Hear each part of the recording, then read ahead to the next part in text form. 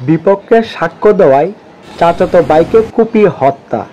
মূলত ঘটনাটি হলো হবিগঞ্জের মাধবপুরে আদালতে চাচাতো ভাইয়ের বিরুদ্ধে সাক্ষ্য দেওয়ায় দোকানদার জিল্লুর রহমানের প্রতি ক্ষিপ্ত হয়ে ধারালো দা দিয়ে কুপিয়ে হত্যা করা হয়। পুলিশ ঘাতক জাহাঙ্গীর মিয়াকে সোমবার ভোররাতে কালিকাপুর গ্রাম থেকে গ্রেফতার করেছে। উপজেলার ধর্মগড় ইউনিয়নের কালিকাপুর গ্রামে রোববার মধ্যরাতে এ ঘটনা ঘটে।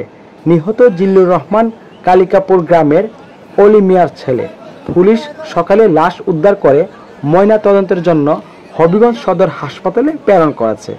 কাশিমনগর পুলিশ ফাঁড়ির ইনচার্জ গোলাম মোস্তফা জানান, কালিকাপুর গ্রামের ইদ্রিস মিয়ার ছেলে গ্রেফতারকৃত জাহাঙ্গীর মিয়ার সাথে একই গ্রামের নজরুল মিয়ার মামলা মোকদ্দমা চলছিল।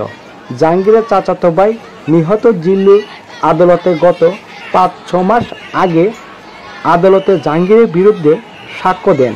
এতে জাহাঙ্গীর জিল্লুর প্রতি রাগান্বিত ছিল। এর জের ধরে রোববার মধ্যরাতে জাহাঙ্গীর দোকানদার জিল্লুরকে বিস্কুট কেনার কথা বলে ঘুম থেকে জাগিয়ে তোলে। পরে ঘর থেকে বের হওয়ার পর জাহাঙ্গীর জিল্লুরকে ধারালো দা দিয়ে এলোপাতাড়ি কুপিয়ে হত্যা করে।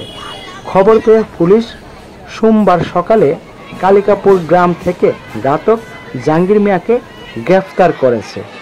মাধবপুর থানার অফিসার ইনচার্জ আব্দুল্লাহ আল মামুন জানান, এ ঘটনায় গ্রেফতারকৃত জাহাঙ্গীর মিয়ার বিরুদ্ধে হত্যা মামলা রুজু করা হয়। পরে তাকে আজ সোমবার দুপুরে হবিগঞ্জ বিচারিক আদালতে প্রেরণ করা হয়েছে।